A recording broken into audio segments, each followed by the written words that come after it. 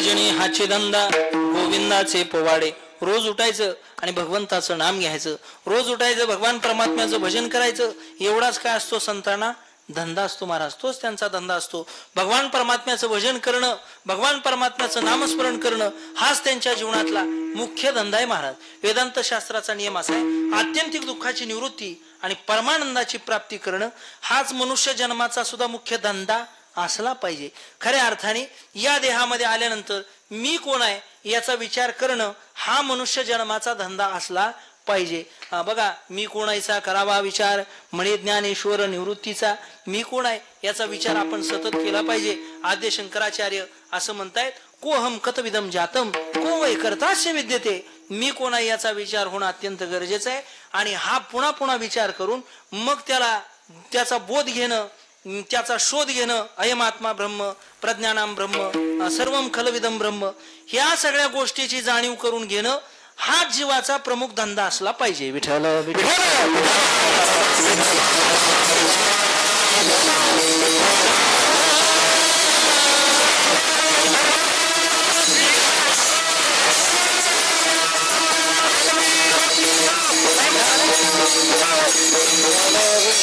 जीवाला मी कोण याची जाणीव होत नाही. याचं कारण असं आहे की जीवाला झालेला अध्यास आहे. हे सगळं जगत आहे ते मायेनं व्यापलेलं आहे. हे सगळं जगत मिथ्या आहे हे त्याला लवकर लक्षात येत नाही. या जगामध्ये आपलं कुणी नाही हे सुद्धा त्याच्या ध्यानात येत नाही. माता पिता बंधू भगिनी कोणी नपवती निर्वाणी इष्टमित्र स्वजन सखे हे तो सुखाची मांडणी. एकला मी दुःख भोगी कुंभ पाक जाचणी येथे कोणी सोडविना एका सद्गुरु वाचणी. ऐका, मात पिता तेरा कुटुंब कवीला विपदा पडे पर कोई न किसी का. आई असेल, वडी असेल, बंधू असेल, बहिणी असेल, त्या कवीने असं वर्णन केलंय. मान मेरा कहना नहीं तो पछताएगा, मिट्टी का खिलौना मिट्टी में मिल जाएगा. माता पिता तेरा कुटुंब कबीला विपदा पड़े पर कोई न किसी का. एक दिन हंसा अकेला उड़ जाएगा, मिट्टी का खिलौना मिट्टी में मिल जाएगा. आपलं या जगामध्ये कुणीच नाही, नाही नाही कुणाचे कुणी नाही रे, नाही रे, नाही कुणाचे कुणी नाही रे, नाही कुणाचे कुणी नाही रे, नाही कुणाचे कुणी. बहीण कुणाची, भाऊ कुणाचा, कोण कुणाचे सखे सोय रे. बहीण कुणाचे, भाऊ कुणाचा, कोण कुणाचे सखे सोय रे. गेल्या मागे सर्व रागिले, तुटतील धागी दोरी, तुटतील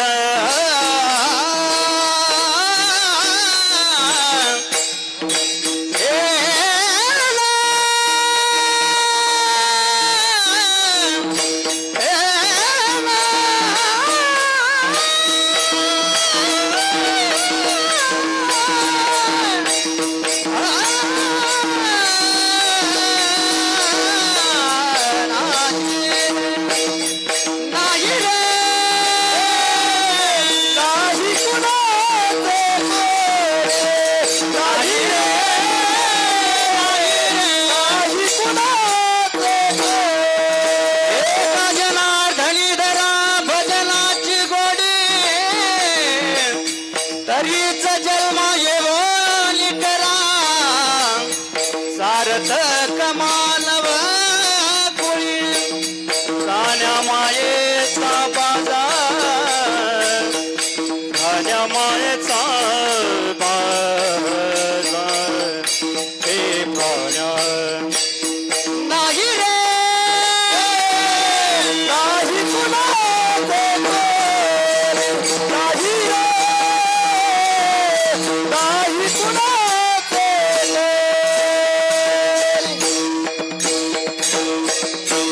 कुणाचे कुणी तुझे नव्हे रे कोणी, अंती जाशील एकला रे प्राण्या. माझे माझे म्हणून या जगात आपलं कुणी नाही. त्याला अध्यास होतो महाराज. अध्यास एक प्रतिबद्ध अध्यास आहे, एक अप्रतिबद्ध अध्यास आहे. अध्यास म्हणजे वाटणं, पारिभाषिक शब्द आहे. अध्यास म्हणजे जे नाही ते सुद्धा वाटणं, खरं वाटणं, त्याला म्हणतात अध्यास. एखादा व्यक्ती रस्त्याने चालला, प्रतिबद्ध अध्यास सांगतो ऐका. प्रतिबद्ध अध्यास म्हणायचं कशाला? अधिष्ठानाचं ज्ञान होऊन सुद्धा अध्यस्थाची निवृत्ती होत नाही, त्याला प्रतिबद्ध अध्यास म्हणा.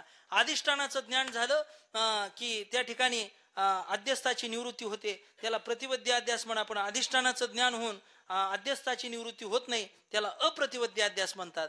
पारिभाषिक शब्द आहेत, अवघड वाटेल पण सोपं करून सांगतो. एखादा व्यक्ती रस्त्याने निघाला, सायंकाळची वेळ आहे, मंद अंधकार आहे, सायंकाळचे 7 वाजलेले आहेत आणि रस्त्यामध्ये दोरी पडलेली आहे आणि शेतातून लगबगीने येणारा व्यक्ती त्याचा पाय त्या दोरीवरती पडला, त्याला काहीतरी टोचल्यासारखं चावल्यासारखं झालं. त्यानं खाली बघून खाली वाकून पाहिलं, त्याला दिसलं की वेडे वाकडं जे आरती दिसतंय त्या आरती हा दुसरं तिसरं काही नसून हे काय आहे? सर्पच आहे. आणि सर्पच आहे हा मला त्या सर्पानं दंश केलेला आहे असं तो गावात धावत पळत आला आणि सगळ्याला सांगायला लागला, आम्ही जातो आमच्या गावा, आमचा राम राम घ्यावा. लोक म्हटले असं का बोलायले असं रामभाऊ? त्यांनी सांगितलं काय सांगायचं म्हटले. त्या पाटलाच्या कोट्याजवळ म्हटले आणि मला म्हटले सर्पदंश झालाय, आता मी काय जमत नाही, जगत नाही, आता मला चक्कर यायला लागली. अगं माय माय माय म्हटलं आणि खाली पडला. म्हटलं आता मी जातो, म्हटलं राहत नाही. लोक म्हटली बघाव तर नेमकं काय, कसला सर्प आहे, विषारी आहे का बिनविषारी आहे, कसा आहे काय. लोक बॅटरी कंदील घेऊन गेले, पाहता तर काय, आणि तिथं सर्प नसून दोरी पडलेली आहे. आणि लोकांनी ती दोरी उचलून आणली आणि त्याला लाता घालून जागा केला आणि म्हटले अरे तुला सर्प चावलेलं नाही, ती दोरी होती. तो म्हटलं असं आहे का? आणि मग म्हटला दोरी आहे का म्हणून उठून बसला. आता मला सांगा, त्याला सर्प चावलेला नसताना सुद्धा सर्प चावल्याचा काय झाला? भास झाला, अध्यास झाला आणि दुःख भोगावं लागलं. मला सर्प चावलंय असं त्याला ज्ञान व्हायला लागलं आणि दुःख भोगावं लागलं. परंतु ती सर्प नसून दोरी आहे असं जेव्हा त्याला ज्ञान झालं त्यावेळा ते सर्प चावल्याचं दुःख निघून गेलं आणि तो उठून बसला. याचा अर्थ असा आहे, अधिष्ठानाचं ज्ञान झालं की अध्यस्थाची निवृत्ती होते, याला प्रतिबद्ध अध्यास म्हणा. पण याच्या पुढचा जो अध्यास आहे का नाही तो खूप विचित्र आहे. अधिष्ठानाचं ज्ञान जरी झालं तरी अध्यस्थाची निवृत्ती होतच नाही, त्याला अप्रतिबद्ध अध्यास म्हणा. पूर्वीच्या काळामध्ये आणि खेड्यामध्ये वेगवेगळे खेळ यायचे, त्याच्यामध्ये गारुड्याचा एक खेळ होता. आणि गारुड्याच्या खेळामध्ये तो गारुडी काय करायचा, सगळ्या लोकांना गोळा करायचा आणि म्हणायचा बघा मी काय करतो, मी रुपया काढतो, मी जादूनं काय करतो, रुपया काढतो, जादूनं रुपया काढतो, सगळ्या लोकांना दाखवायचा. आता मला सांगा, ह्याला जर रुपया काढायला येत असता तर ही रुपया काढणारा व्यक्ती आपल्या गावात येऊन आपल्याला रुपया काढून दाखवीत बसला असता का? तिकडच बँकेत पैसे टाकीत बसला नसता का? 100-100च्या नोटा काढून तिकडच त्यानं बँकेत ठेवल्या असत्या. त्यानं काढलेला रुपया खरा आहे की खोटा आहे? त्यानं काढलेला रुपया खरा नाही, त्याला रुपया काढता येत नाही, त्याच्या हात चालाक आहे. त्यानं रुपया काढलेला खोटा आहे, खरा नाही हे माहीत असताना सुद्धा त्याला बक्षीस म्हणून आपण 10-10 रुपये देतो, आहे का नाही? त्याला बक्षीस म्हणून आपण 10-10 रुपये देतो. याचा अर्थ असा आहे, अधिष्ठानाचं ज्ञान होऊन सुद्धा त्यानं काढलेला रुपया खोटा आहे हे समजून सुद्धा आपण त्याला बक्षीस देतो, म्हणजे अध्यस्थाची निवृत्ती होत नाही. याला म्हणायचं अप्रतिबद्ध अध्यास. म्हणजे या देहामध्ये आल्यानंतर हा देह भजना करताच प्राप्त झालेला आहे, याच्यामध्ये दुसरं तिसरं साधन करण्याची गरज नाही. नामस्मरण हे साधन आपल्याला या संसारातून तारणार आहे, हे आपल्याला ज्ञान होऊन सुद्धा त्याच्यामध्ये आपली प्रवृत्ती न होणं, याला म्हणायचं अप्रतिबद्ध अध्यास. विठ्ठल विठ्ठल.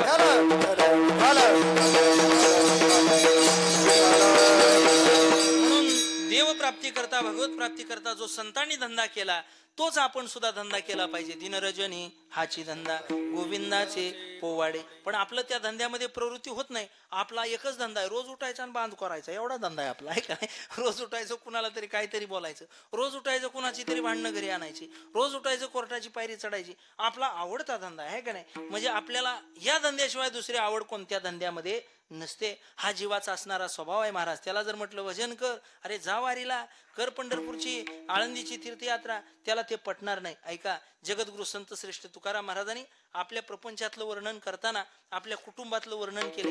एखादी सासूबाई घरातली आणि ती जर गावातून दिंडी निघाली पंढरपूरला आणि ती जर पंढरीला निघाली, तिला वाटलं आता जावं, आता काय राहिलंय संसारात, पंढरपूरची वारी करावी, आणि म्हणून ती निघाली पंढरपूरला. दिंडीमध्ये सगळं गबाळ बांधलं, बोचका बांधला, डोक्यावर घेतला, गळ्यात टाळ अडकवला आणि वेशीपर्यंत गेली. तिच्या काहीतरी लक्षात आलं आणि लक्षात आल्यानंतर ती पाठी माघारी आली घरी, वेशीपासून घरी आली. आवाज चालली वेशी पासून आली घरा पंढरपुरा वेशी पासून आली घरा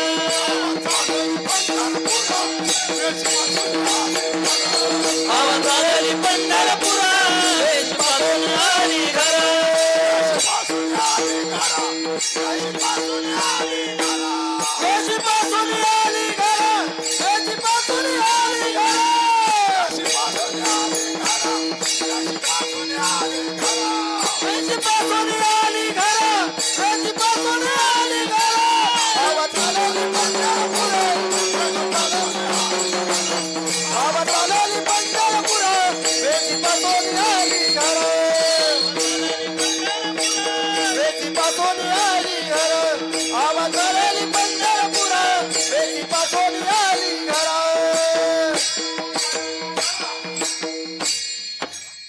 घरातली सुनबाई म्हणायला लागली, आत्याबाई तुम्ही पंढरपूरला निघाला होतात आणि वेशीपासून माघारी कसं काय आलात? सासून सांगायला सुरुवात केली, अगं तुला महत्वाचं सांगायचं राहिले. म्हटली काय महत्वाचं आहे? परिचय घे सुनबाई, नको वेचू दूध दही. मी घरी नाही म्हणून घरामध्ये दही दूध भरपूर आहे. मी नाही याचा गैरफायदा घेऊन घरातलं दही दूध विकायला बघशील, पण तुला सांगते तुझी सगळी गिराईक मला माहिती आहे ती, आणि मी गेले म्हणून तू 4 पैसे मिळवायला बघशील, पण तुला जर त्या गिराईकात रमेश आलाच म्हणून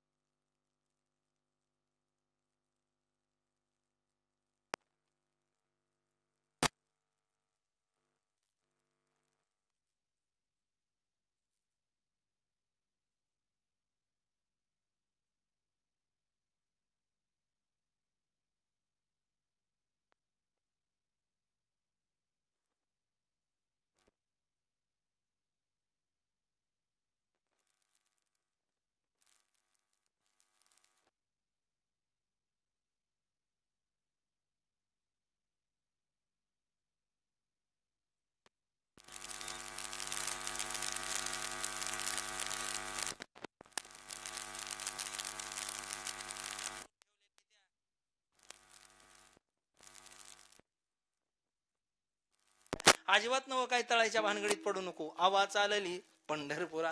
पुन्हा निघाली, पुन्हा त्या दिंडीतनं महागारी फिरली. सकूला त्या सासूला म्हणायला लागल्या, बाया अगं सकू सारखीच महागारी जाते, आता दिंडी पार लांब चालली तरी अजून तुझं घरचंच सर नाही.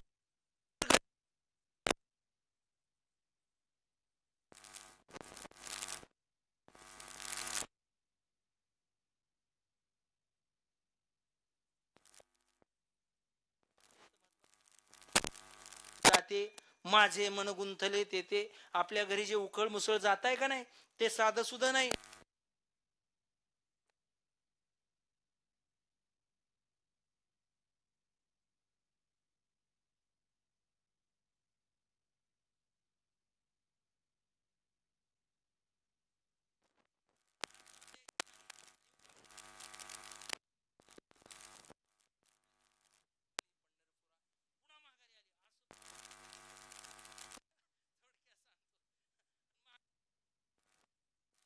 बाई म्हणायला लागली, आता त्या बाई काय राहिले? अगं खूप महत्वाचं राहिले. काय महत्व?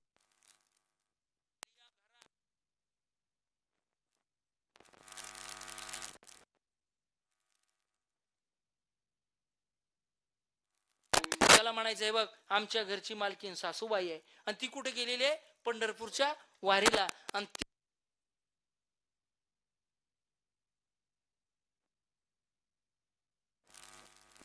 पुन्हा परत आली. परत आल्यावर विचारलं, का आत्याबाई कशासाठी आला? त्या सासून सांगितलं, अगं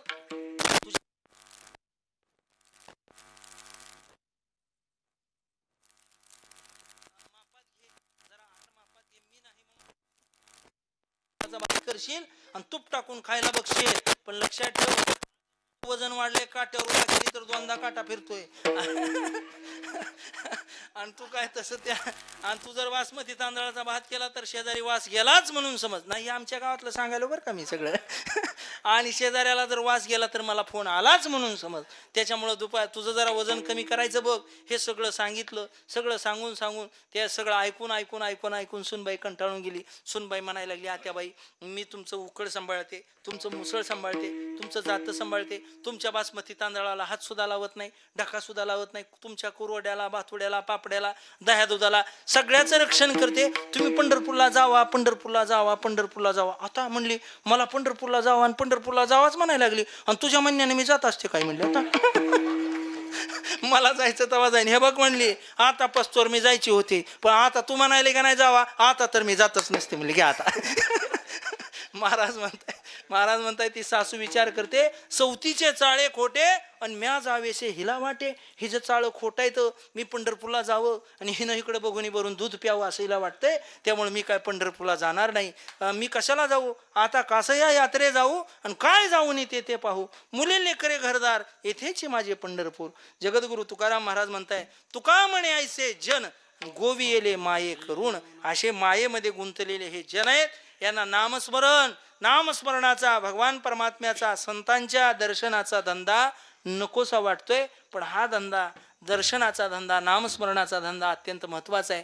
घेवोनी हा चक्रगदा हाची धंदा करीतो भक्तारा के पायापाशी दुर्जनाशी संहारी. महाराजांना विचारा, का हो महाराज तुमचा भगवान परमात्मा धंदा करतो, मग धंदा करतो, हातामध्ये शंख घेतो, चक्र घेतो, गदा घेतो आणि नेमकं काय करतो तर दुसऱ्या चरणामध्ये महाराज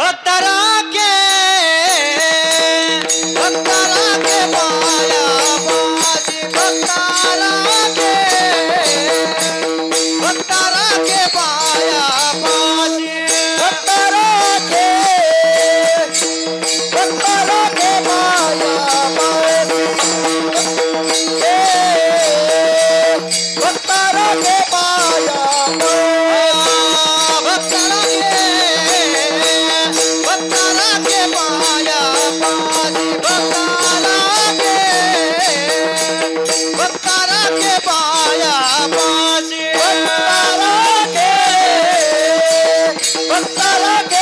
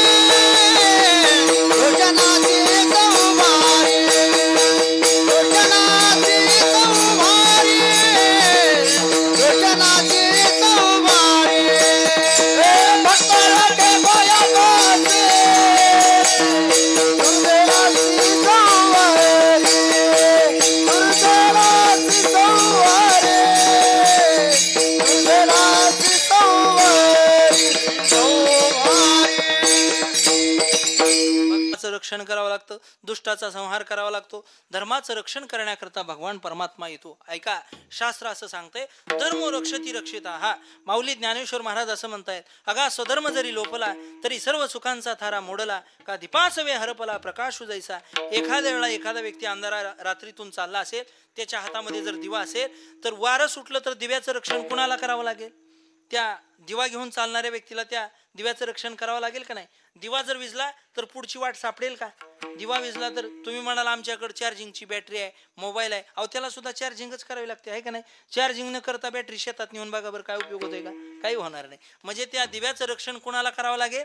आपल्याला करावं लागेल. आपण दिव्याचं रक्षण केलं तर दिवा आपल्याला पुढची वाट दाखवल्याशिवाय राहणार नाही, म्हणजे दिवा आपलं रक्षण करेल. एखादं जर झाड आम्ही शेतामध्ये अंगणामध्ये लावलं तर आज लावल्यावर उद्या फळं त्याला येतात, आहे का नाही? उद्या फळं येतात का? उद्या नाही. त्याला 2-4 वर्ष उराडोरांपासून त्याचं रक्षण करावं लागतं, त्याला पाणी द्यावं लागतं, कुंपण करावं लागतं. 4 वर्षांनी त्याला फळं येतात, फुलं येतात, ते झाड सावली देतं, ऊन वाऱ्यापासून आपलं रक्षण करतो. बरोबर आहे? झाडाचं रक्षण अगोदर आपल्याला करावं लागेल, मग पुढं चालून झाड सुद्धा आपलं रक्षण करील. दिव्याचं रक्षण अगोदर आपल्याला करावं लागेल, पुढं चालून दिवा सुद्धा आपलं रक्षण करील.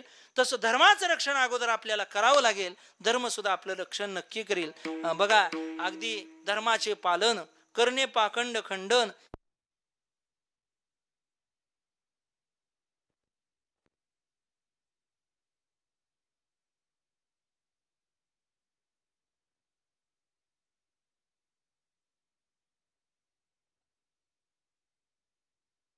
तारा के पायापाशी दुर्जनाशी संहारी. उदाहरण पुराणामध्ये सांगण्यासारखे अनेक आहेत. आपल्या परिचयाचं छोटं उदाहरण तुम्हाला सांगतो. बार्शी भगवंताची नगरी आहे का नाही? आणि अंबरीश नावाचा राजा, आणि त्या भगवंताच्या नगरीमध्ये अंबरीश नावाचा राजा, त्यावेळा ती अंबरीश नावाची नगरी म्हणून ओळखली जात होती.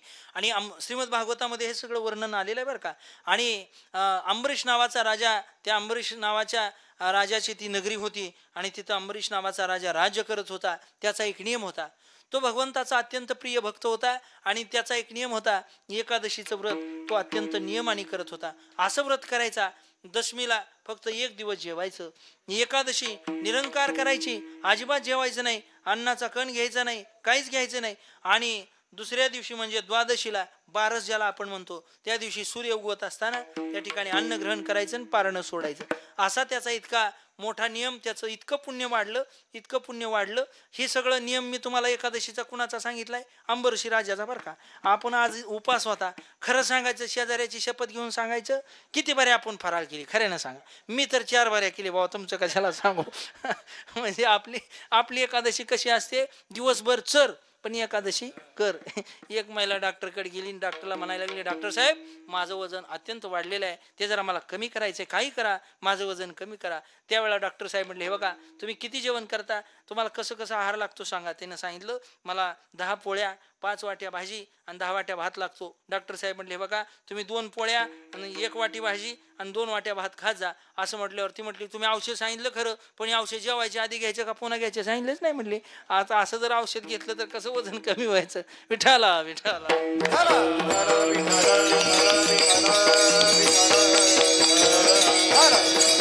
अंबरीशीचा असा नियम होता, आणि आज इतकं पुण्य वाढलं, इतकं पुण्य वाढलं, त्या पुण्यामुळे इंद्राची गादी सुद्धा डगमग डगमग डगमग डगमग हलायला लागली. आणि हलायला लागल्यानंतर इंद्राला काळजी पडली, माझी खुर्ची. आणि अंबरीशी राजाला जाती काय की खुर्ची मिळवणं सोपं आहे, पण खुर्ची टिकवणं लय भयानक अवघड आहे. काय सांगायचंय तुम्हाला, 2 वर्षाला खुर्ची जाते, काय कुणाची 2.5 वर्षाला जाते, कुणाची 1.5 वर्षाला जाते, कुणाची येईल का नाही, राहील का नाही, शक्यता नाही. म्हणजे खुर्ची टिकवणं अत्यंत कठीण आहे. आणि त्यावेळा त्या इंद्राने विचार केला, आपली खुर्ची टिकवायची असेल तर काहीतरी केलं पाहिजे. दुर्वास महर्षींना बोलावलं. दुर्वासांना सांगितलं, तुम्ही एक काम करा, तुम्ही तिथं जा, बार्शीला जा, अर्थात त्या अंबरीश नगरीमध्ये जा, आणि असं काहीतरी करा की त्याचा पुण्याचा क्षय झाला पाहिजे, एकादशीचं व्रत मोडलं पाहिजे. आणि मग दुर्वास महर्षी आले. अंबरीशी राजाने त्यांचं स्वागत केलं. श्री संताचे माथा चरणावरी साष्टांग हे करी दंडवत. अंबरीशीनं स्वागत केलं. आणि दुसऱ्या दिवशी त्या ठिकाणी बारस होती, द्वादशी होती, जेवणाचं निमंत्रण दिलं. जेवण करण्याकरता या, दिवस उगवताना पारणं सोडण्याचा माझा नियम आहे, तुम्ही हजर राहा, उपस्थित राहा असं सांगितलं. पण दुर्वास ऋषी व्रत मोडायलाच आले होते. दुर्वास महर्षी स्नानाला म्हणून गेले, तिकडं टाइम झाला तरी यायचा त्यांचा काही पत्ताच नाही. पंक्तीला गैरहजर राहायचं आणि पुन्हा म्हणायचं वाडा आता, असं म्हणण्याची पद्धत असते माणसाची. तसं दुर्वास महर्षीने तिकडं अंतर्ध्यान लावलं आणि पाहायला लागले आता अंबरीष राजा काय करतोय. अंबरीषीला प्रश्न पडला, जर अन्न ग्रहण करावं तर दुर्वासांना निमंत्रण दिलेलं आहे आणि दुर्वास जर इथं आले आणि त्यांनी जर पाहिलं की माझं जेवण झालेलं आहे तर दुर्वासांना राग येईल आणि ते मला श्राप देतील.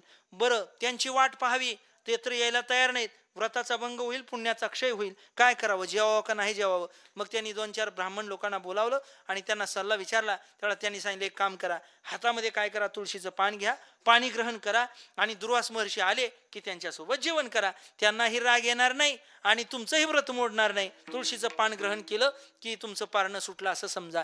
तसंच केलं अंबरीष राजानं. पण हे पाहिलं कुणी अंतर्ध्यानानं, दुर्वास महर्षींनी. आणि दुर्वास महर्षींचा हेतू जो होता तो काही साध्य झाला नाही. त्यामुळे दुर्वास महर्षींना राग आला.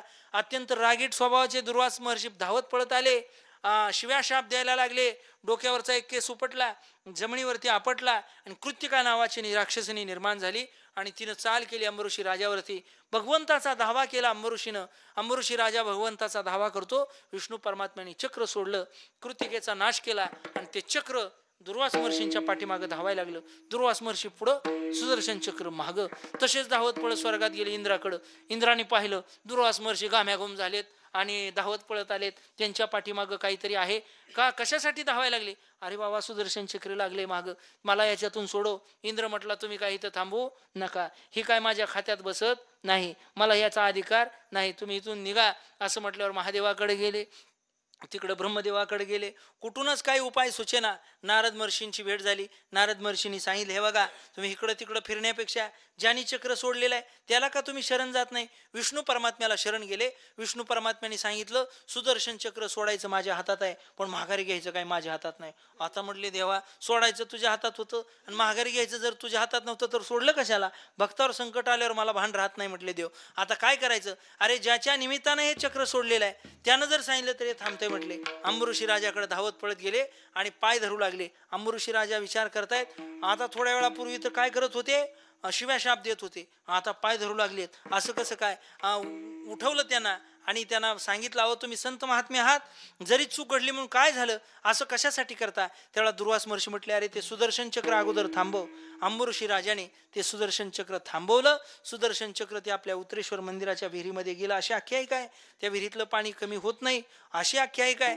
आणि मग त्या ठिकाणी दुर्वास महर्षींच्या त्या असणाऱ्या क्रोधावरती ताबा मिळवला आणि अंबरीषी राजाने, भगवान परमात्मा तिथं प्रकट झाले, प्रकट केले आणि देवानी त्या असणाऱ्या अंबरीषी राजाला विचारलं, काय पाहिजे तुला सांग. त्यावेळा अंबरीषी राजाला देवानी तर वरदान दिलेलंच होतं की तुझ्यासाठी मी गर्भवास सोसणार आहे. अंबरीषी राजाला श्राप दिला होता दुर्वास महर्षींनी, तू हे मोक्षासाठी जे व्रत करतोय ना, तुला या जन्मात मोक्ष मिळणार नाही, तुला 10 गर्भवास घ्यावे लागतील. त्याला देवाने त्याला वरदान दिलं, अंबरीषीसाठी जन्म सोशियेले.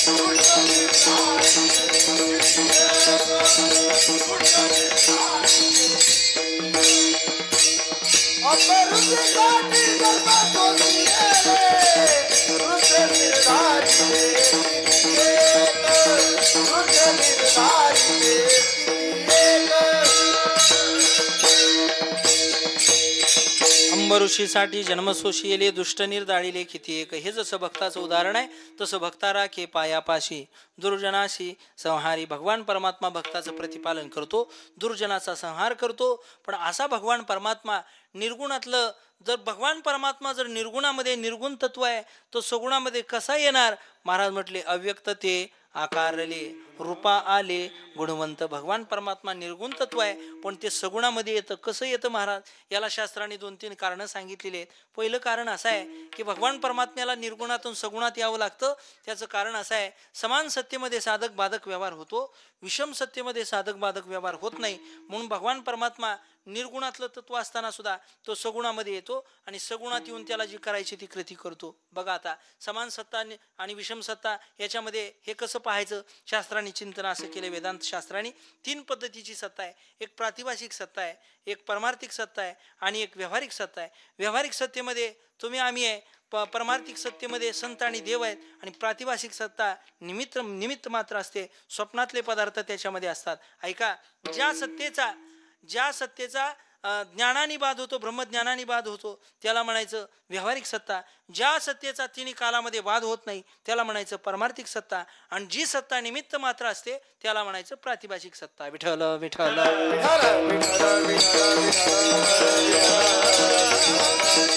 आता या सत्तेचा नियम असा आहे की समान सत्तेत साधक बाधक व्यवहार होत असेल, विषम सत्तेमध्ये साधक बाधक व्यवहार जर होत नाही तर मग खऱ्या अर्थाने भगवान परमात्म्याला म्हणूनच की काय निर्गुणातून सगुणात यावं लागतं. कसं यावं लागतं? ऐका, एकाच सत्तेमध्ये जर क्रिया घडत असेल तर विषय काही मोठा नाही, पण वेगवेगळ्या सत्तेचा आधार घ्यावा लागत असेल तर तिथं मात्र बाधकता येते. कशी येते? ऐका, एखाद्या वेळेला एखादा व्यक्ती झोपला आणि झोपेमध्ये त्याला स्वप्न पडलं.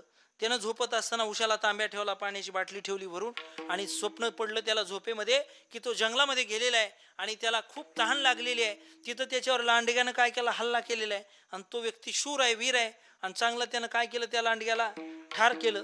पण त्यानं दमल्यामुळे त्याला काय झालं? आता तहान लागली आणि तहान लागल्यानंतर तो पाणी पाणी पाणी पाणी म्हणून शोधायला लागला. कुठं? स्वप्नामध्ये. झोपलेला आहे कुठं? आपल्या घरी.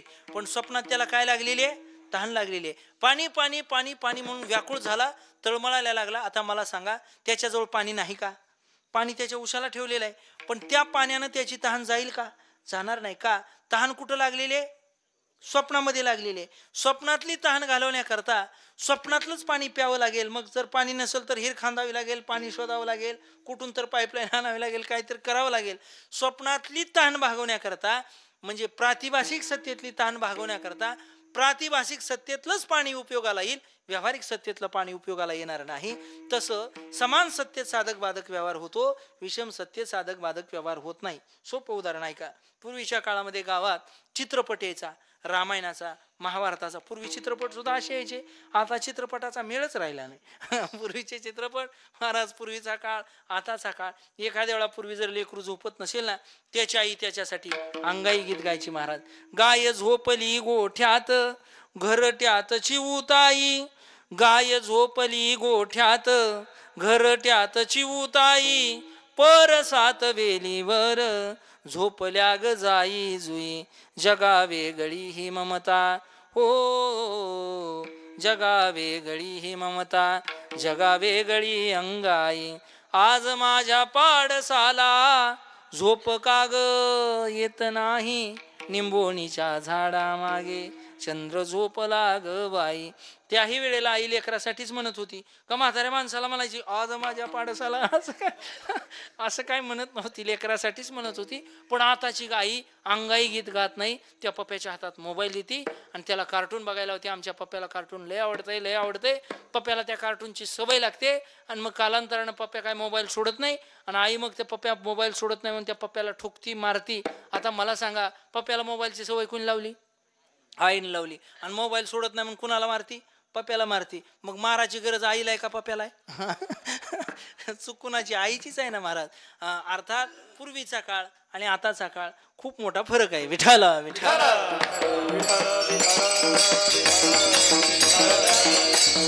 गावात सिनेमा आला, रामायणाचा सिनेमा, आणि रामायण पडद्यावरती दिसायला लागलं. हनुमंतरायाने त्या ठिकाणी सीतामातेचा शोध घेण्याकरता उड्डाण केलेला आहे. जय श्रीराम. हनुमंतराय गेले, सीतामातेचा शोध घेतला आणि रावणासमोर त्यांना उभा केलंय. रावणाने त्या ठिकाणी हनुमंतरायाच्या शेपटीला काय केली, आग लावली आणि त्या आगीनं हनुमंतरायाने सगळ्या लंकेला जाळण्याचं काम चालू केलं. लंका सगळी भस्मसात व्हायला लागली.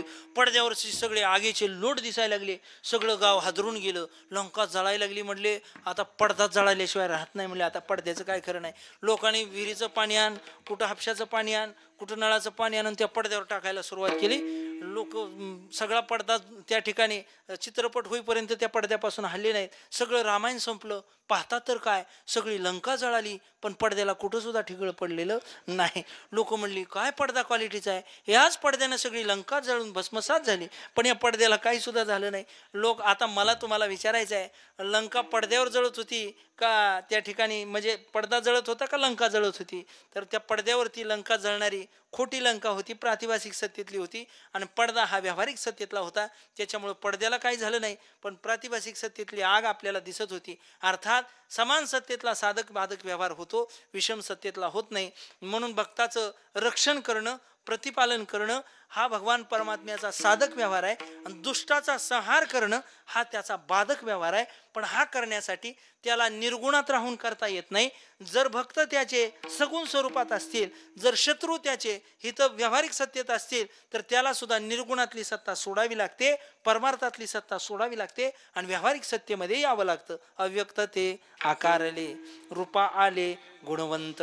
म्हणून भगवान परमात्मा काय होतो, रूपाला येतो. बघा माऊली ज्ञानेश्वर महाराज असं म्हणताय की हे सगुण आणि निर्गुण एकच आहे. तुझं सगुण म्हणू की निर्गुण रे, सगुण निर्गुण एकू गोविंदू रे, तुझं सगुण म्हणू की निर्गुण रे. भगवान परमात्मा सगुण आणि निर्गुण एकच आहे. व्यक्त आणि अव्यक्त हे तूच एक निभ्रांत. भक्ती पाविजे व्यक्त अव्यक्त योगे. भक्तीच्या मार्गाने गेला तर सगुणाला प्राप्त होशील आणि योगाच्या मार्गाने गेला तर निर्गुणाला प्राप्त होशील. असा असणारा भगवान परमात्मा अव्यक्त ते आकारले, रूपा आले गुणवंत, भक्तारा के पायापाशी दुर्जनाशी संहारी. महाराजांना विचारा, असा असणारा देव भक्तासाठी काय करतो? त्याची एखादी इच्छा पूर्ण करतो का? महाराजांनी सांगितलं, अरे भक्ताची कोणती इच्छा असली तरी भगवान परमात्मा पूर्ण केल्याशिवाय राहत नाही. शेवट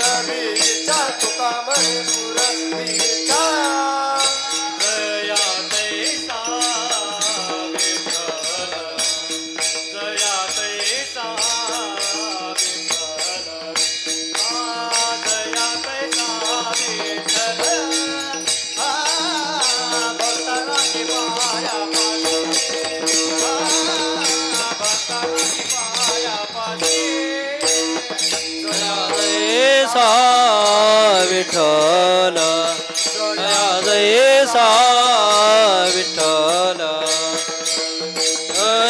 जयसा विठ्ठल भक्ताराचे पायापाशी भक्ताराचे पायापाशी. तुका म्हणे पुरवी विच्छा जया तैसा विठ्ठल, भक्ता राखे पायापाशी दुर्जनाशी संहारी. भगवान परमात्मा सगळ्या इच्छा पूर्ण करतो. ऐका, म्हणून भगवान परमात्म्याला आपण शरण जा, त्याच्याशिवाय आपला उद्धार नाही. सर्वांनी एकदा मोठ्या प्रेमाने भजन करायचं. हात वरी घ्या. सका तुम्हाला 3-3 हजार रुपये मिळाले का?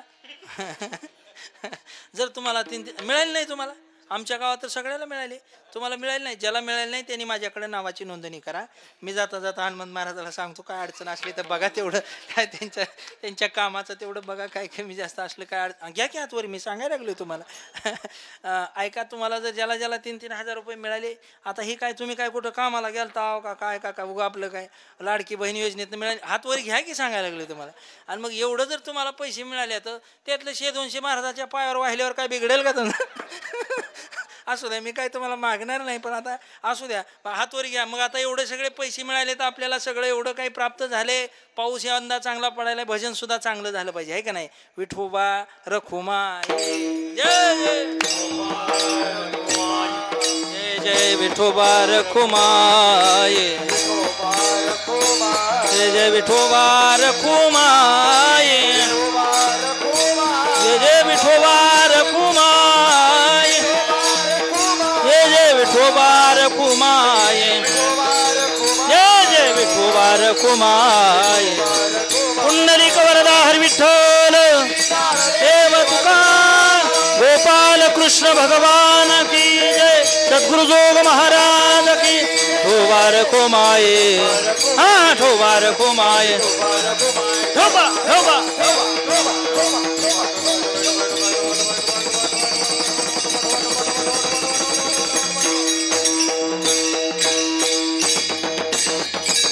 करीतो भक्ता राखे पायापाशी दुर्जनाशी संहारी.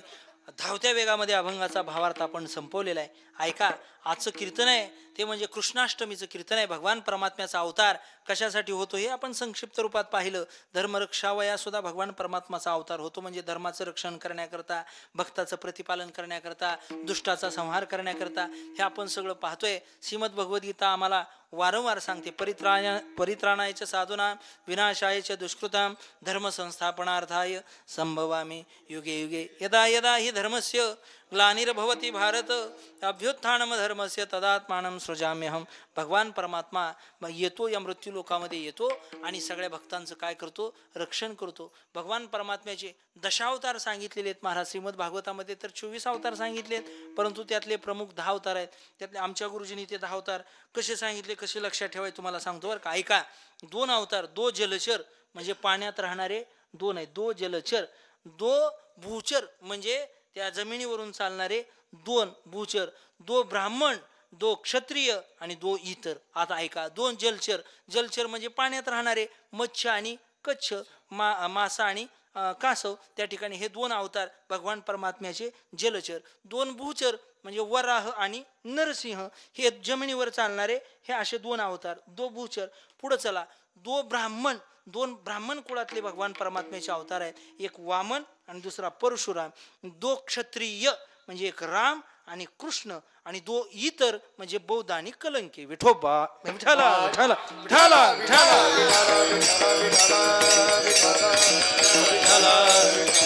आता हे अवतार भगवान परमात्म्याने कशा कशा करता घेतले, काय कारण आहे त्याच्या पाठीमागचं, एका मिनिटामध्ये तुम्हाला सांगतो. ऐका, भगवान परमात्म्याने अवतार घेतले. मत्स्य अवतार भगवान परमात्म्याचा अवतार. प्रत्येक अवताराचा आपल्याला जय जयकार करायचा आहे बरं का, त्याच्याशिवाय कृष्ण परमात्म्याचा अवतार आपल्याला पाहता येणार नाही.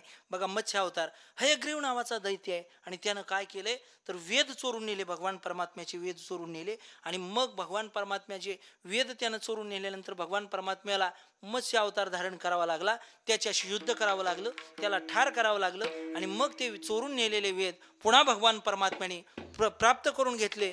बोले मत्स्य भगवान की.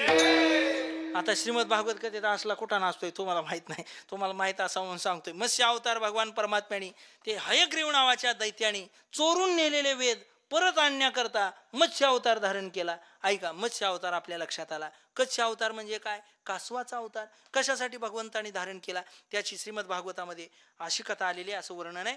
एकदा काय झालं म्हटले, इंद्राला काय झाला, त्या ठिकाणी सत्तेचा काय झाला, जरा माज चढला. इंद्र जरा सत्तेमध्ये चूर झाला. एक दिवस दुर्वास महर्षी स्वर्गामध्ये आले, हातामध्ये मोठी फुलाची माळा घेऊन आले, आणि फुलाची माळा इंद्राच्या गळ्यात घातली. परंतु इंद्रानं काय केली, ती आपल्या गळ्यातली माळा आणि हत्तीच्या गळ्यात घातली. बरं, हत्तीनं तर गळ्यात ठेवली का? हत्तीनं काय केली, सोंडेनं असे ती माळा ओढली आणि पायाखाली अशी तुडली. हे पाहिलं दुर्वासाने. दुर्वासाला अत्यंत राग आला. आधीच महाराजना गान्यवनी सगळा स्वभाव, आणि पुन्हा हे असं सगळा प्रकार पाहिल्यानंतर दुर्वास महर्षी म्हटले, इंद्रा तुला काय झाला म्हटले, सत्तेचा राग आता जरा माज आलेला आहे, तुला संपत्तीचा माज आलाय, तुला ज्या संपत्तीचा गर्व आहे ना ती संपत्ती म्हटली समुद्रात सगळी पडून जाईल आणि बुडून जाईल आणि तू भिकारी होशील भिकारी. आता तसंच झालं की इंद्र भिकारी झाला, इंद्र रोडका झाला, इंद्र भाकरीसाठी वन फिरायला लागला, इंद्राचं निवळ येड्यावणी झालं. कालपर्यंत इंद्राच्या मागं माणसाचे लोटच्या लोट, आज पाहतो तर काय इंद्र एकटाच फिरायला लागला, इंद्राच्या मागं कोणीच नाही, असं व्हायला लागलं. मग आता इंद्रानं विचार केला आपल्याला देवाला शरण गेल्याशिवाय आपला काय मेळ बसणार नाही, या दुर्वासाच्या तडाख्यातनं आपली काही सुटका होणार नाही. म्हणून इंद्र भगवान परमात्म्याकडे गेले आणि इंद्राने देवाला विनंती केली, देवा अरे एकाएक माझी अशी अचानक खुर्ची काढून घेतल्यानं तुला काय मिळणार आहे, मला माझं पद परत कर, माझी झाली गेली चूक मी पदरात घे आणि मला क्षमा कर. असं म्हटल्यावर देवानी सांगितलं, हे बघ इंद्रा सगळ्या देव लोकांना एकत्र कर, राक्षस जातीला एकत्र कर आणि काय कर समुद्र मंथन करू. मंदराचल नावाचा पर्वत आला, वासुकी नावाचा सर्प आला आणि मग त्या ठिकाणी त्या समुद्रामध्ये काय झालं, समुद्र मंथन चालू झालं. समुद्रामध्ये पडलेली संपत्ती बाहेर काढायची, एक एक एक एक रत्न बाहेर काढायचं. पण ती पर्वत इतका मोठा होता आणि ते वरती तर राक्षस आणि देव या दोघांची भांडणं लागायला लागली. देव लोकांनी सांगितले, हे बघा तुम्ही काय करा, सर्पाच्या मुखाकडनं शेपटीकडनं जा, आम्ही मुखाकडून होतो. ही राक्षस असली अर्धी, राक्षस म्हणाली जर बारीनं आम्ही तुमचं काय कायचं काम आहे आणि आम्ही शेपटीकडे जात असतो काय म्हणली, असलं शेपटीकडलं वाम भागा आम्ही जाणार नाही, आम्ही मुखाकडे उभा राहतो. देव लोक म्हणले राहा मुखाकडे उभा. आणि ती साप लागला की विष वाकायला, राक्षस लागली पटापटा मारायला. काय सांगायचं, सांगितलेलं ऐकायचं नाही पुन्हा उगा नाही, ती सगळं असं म्हणजे तक्रार करीत बसायचं, असं काही लोकांचा स्वभाव असतो. आणि मग त्या ठिकाणी देव लोकांनी पाहिलं तो पर्वत काय व्हायला लागलाय, समुद्रामध्ये पूर्ण आतमध्ये चाललाय, याच्याने संपत्ती बाहेर निघणार नाही. पुन्हा देवाकडे गेले, देवाला विनंती केली याच्यावरती मार्ग काढा. देवाने कच्छ अवतार धारण केला म्हणजे कासवाचा. समुद्र त्या पर्वताच्या खाली गेले आणि पर्वत आपल्या पाठीवरती घेतला आणि मग त्याच्यावरती समुद्र मंथन झालं आणि मग सगळी नानाविध वेगवेगळी रत्न बाहेर पडली. असा कच्छ अवताराचा महिमा. कच्छ अवतार झाला म्हणून इंद्राची संपत्ती बाहेर निघाली आणि स्वर्गामध्ये अत्यंत आनंद झाला. बोलिये कच्छ भगवान की.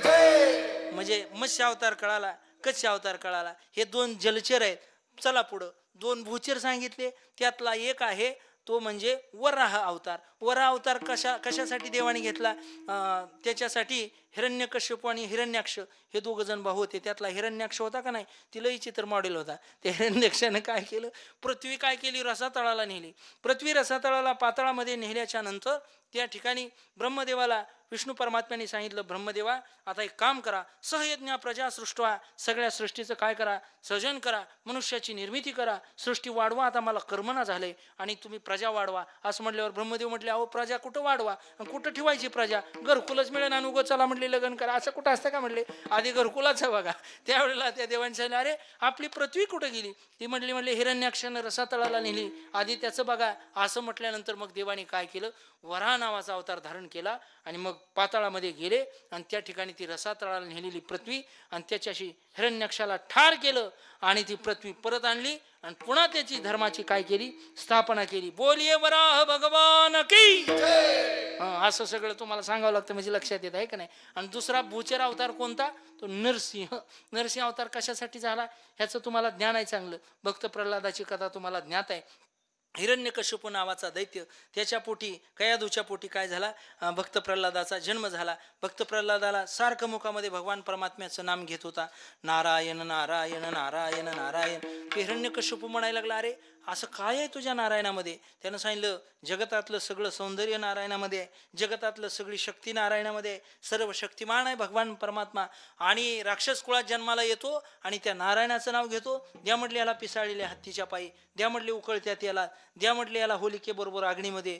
कुठंच काय त्याचं काही होईना, माणसं बाकीचीच मरायला लागली. सर्प सुद्धा त्याला चावून चावून दात पडून गेलं सर्पाचं, पण त्याला काही झालं नाही. आणि मग आता म्हटले काय करायचं, ह्याला मारायचं कसं, हा तर मरायला तयार नाही. त्यावेळेला त्याला विचारलं, का रे ज्या भगवंताचं नामस्मरण करतो, ज्या नारायणाचं नाव घेतो, तो नारायण कुठं राहतो. अहो कुठं राहत नाही म्हणून विचारा. येरू म्हणे काष्टी पाषाणी सकळ आहे वनमाळी जेते ते सगळीकडं ईश्वर सर्वत्र भूताना हृदयेश्वर्जन तिष्ठती ब्राह्मण सर्व भूतानी यंत्रारूढानी मायया. सगळीकडं त्याचं अस्तित्व आहे. असं म्हटल्यानंतर या खांबामध्ये आहे की म्हटले, खांबामध्ये तर का नसणार, तिथं सुद्धा आहे. खांबावरी लात मारली दुर्जने खांबीना.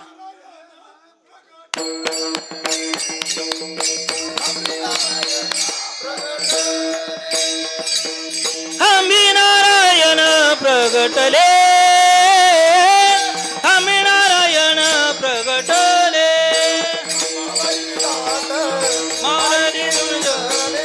अंबावरी लात मारली दुर्जने अंबावरी लात मारिली दुर्जने अंबावरी लात मारली दुर्जने गंभीरायण प्रगटले गंभीरायण प्रगटले खमीनारायण प्रगटले खमीनारायण प्रगटले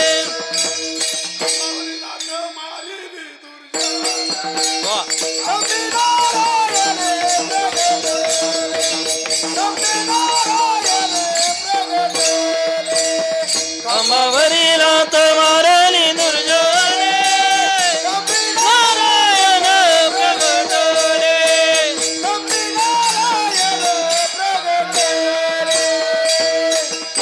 खांबावर लात मारली नरसिंह भगवान परमात्मा प्रकट झाले आणि मग त्या हिरण्यकश्यपूनं लय वर मागून घेतले होते. दिवसा मरण नको, रात्री मरण नको, कुठं म्हटले आतमध्ये घरात नको, बाहेर नको, कुठं ह्या महिन्यात नको, त्या महिन्यात नको, आमकं नको, तमकं नको. देव म्हटले हे बघ अस्त्रानं नको, कुठं शस्त्रानं नको. देव म्हटले स्पेशल तुझ्यासाठी काय केलाय, अवतार घेतलाय. तो हसायला लागला, म्हटलं मला देवाकडून मरण नाही आणि माणसाकडून बी मरण नाही. देव म्हटले मी देव बी नाही आणि धड माणूस बी नाही. म्हटले माझा स्पेशल तुझ्यासाठी काय झालेला आहे, अवतार झालेला आहे. आणि धारदार त्या ठिकाणी त्यांची जी असणारी नखं हिरण्यकश्यपूला मांडीवर घेतलं. कारण हिरण्यकश्यपूचं पहिलं ऑपरेशन देवाने त्या ठिकाणी पार पाडलं आणि हिरण्यकश्यपू त्या ठिकाणी मरण पावला. सगळे देवलोक त्या ठिकाणी घाबरायला लागले. त्रिभुवन सगळं डोलायला लागलं. आता सृष्टीचा नाश होतो का काय असं वाटायला लागलं. सगळ्या देवलोकांनी एकत्र आले, पुष्पाचा वर्षाव केला, देवाला शांत करण्याचा प्रयत्न केला. पण देव काय शांत होत नाही. आता देव शांत होत नाही तर मग काय करावं. पाय लक्ष्मीचे हाती तिशी यावे काकुलते. लक्ष्मी आईसाहेबांना आणलं. लक्ष्मी आईसाहेबांनी ते स्वरूप पाहिलं. अकराळ विकराळ असणारं स्वरूप पाहून लक्ष्मी आईसाहेब सुद्धा निघून गेल्या आणि भक्त प्रल्हादाला समोर केलं. भक्त प्रल्हादाला देवाने उचलून घेतलं, चाटायला सुरुवात केली.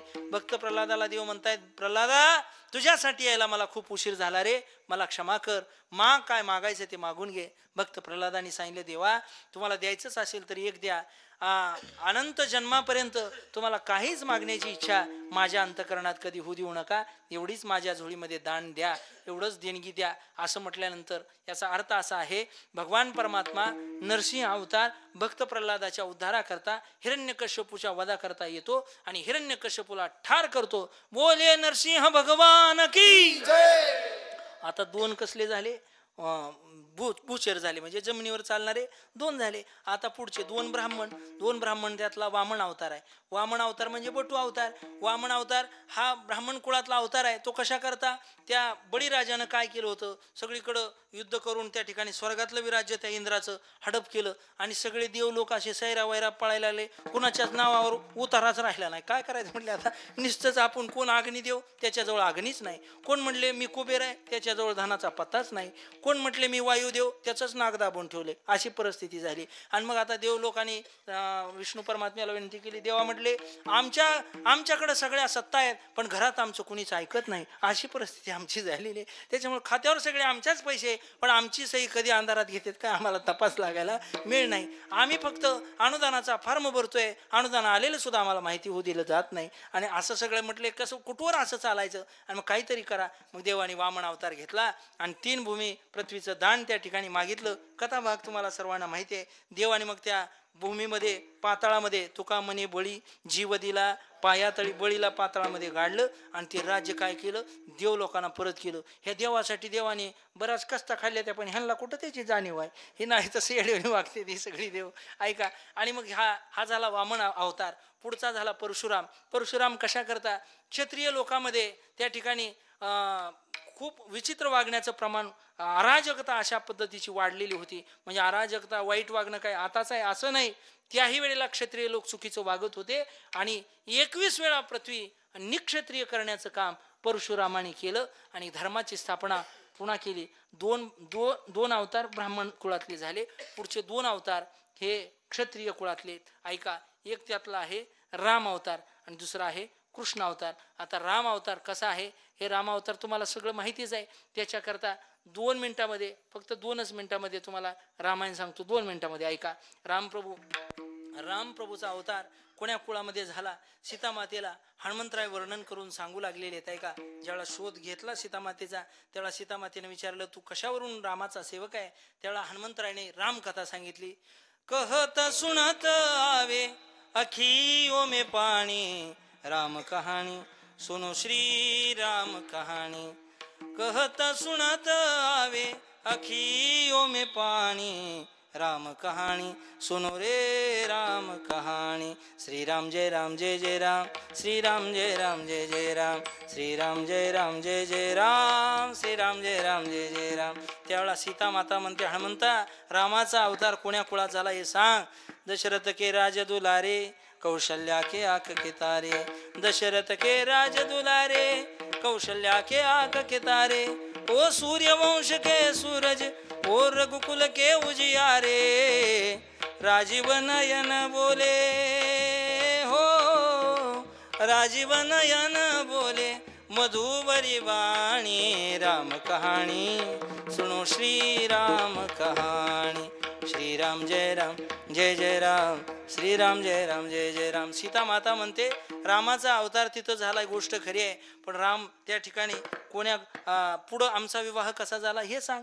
त्यावेळा तेही हनुमंतरायने सांगितलं. शिवधनुष्य भंग प्रभू करके ले आये सीतावर के घर त्याग भय बनवासी पित की आज्ञा सिर धर के लखन सियाले संग हो लखन सियाले संग छोडी रजधानी राम कहानी सुनो रे राम कहानी.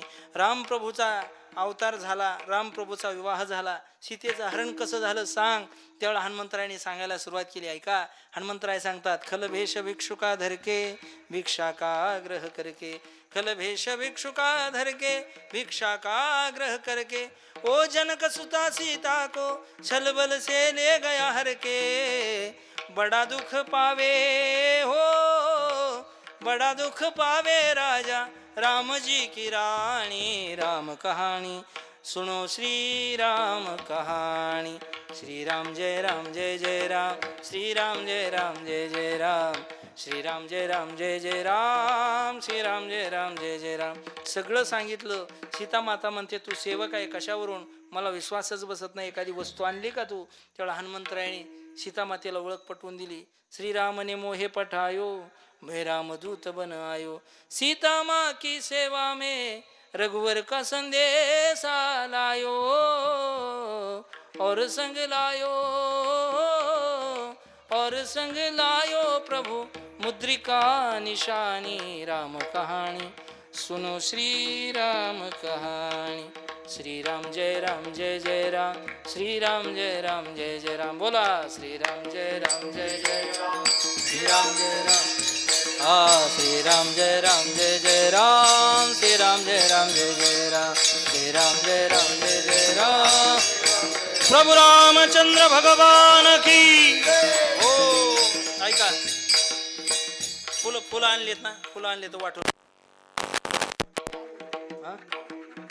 पाळणा घ्यायचे का पुढं. बरं मग आधी सगळं होऊ द्या का कथा भाग सांगून. बरं ठीक आहे. आता ऐका रामप्रभूची कथा ऐकल्याशिवाय कृष्ण कथा न ऐकण्याचा नेम श्रीमद भागवत कथेच आहे म्हणून तुम्हाला हे रामायण 2 मिनिटात सांगितलं.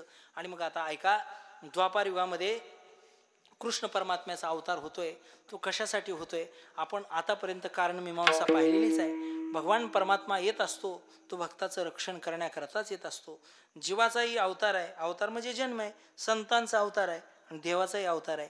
भगवान परमात्मा येतो पण असा येत नाही. त्याला बोलवावं लागतं त्याला आणावं लागतं. कुठे गुंतला अशी द्वारकेच्या राया वेळ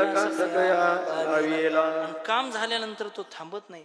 बोलवल्याशिवाय येत नाही आणि काम झाल्यावर थांबत नाही. म्हणजे येणं ज्याच्या हाती नाही पण जाणं ज्याच्या हाती आहे त्याला देव म्हणा. चला पुढं. येणं आणि जाणं दोन्ही ज्याच्या हाती आहे त्याला संत म्हणा. उपजोनी या पुढत येऊ काला खाऊ दैवात किंवा घेईन मी जन्म यासाठी देवा तुझी चरण सेवा साधावा. येणं आणि जाणं. बरं जाणं कुठं आहे महाराजांना विचारा तुम्ही कुठून आले कुठं जाणार. आम्ही वैकुंठवासी आलो याचे कारण बोलिले जे ऋषी साच भावे वर्ताया. येणं जाणं दोन्ही ज्यांच्या हातात आहे. उपकार